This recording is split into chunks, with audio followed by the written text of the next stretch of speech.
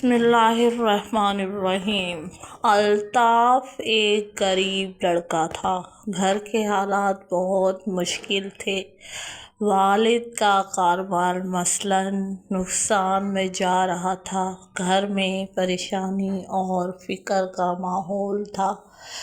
ایک دن مسجد میں اس نے استغفار کی فضیلت سنی۔ امام صاحب نے فرمایا، استغفار اللہ کی رحمت کے دروازے کھول دیتا ہے۔ یہ بات الطاف کے دل میں اتر گئی اور اس نے روزانہ 5 منٹ استغفار کرنے کا ارادہ کر لیا۔ وہ بار بار پڑھتا، استغفار اللہ، استغفار اللہ، استغفار اللہ، اور چند دن گزر گئے۔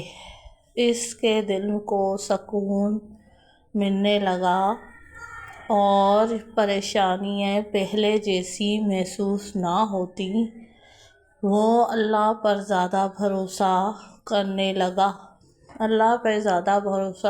کچھ ہفتوں بعد والد کو نیا کام مل گیا۔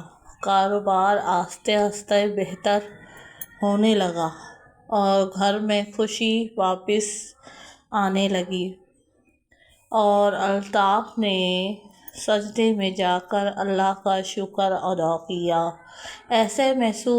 ایسے سمجھ آ گئی کہ استغفار صرف لفظ نہیں، استغفار واقعی لفظ نہیں ہے، استغفار گناہوں کی بخشش ہے۔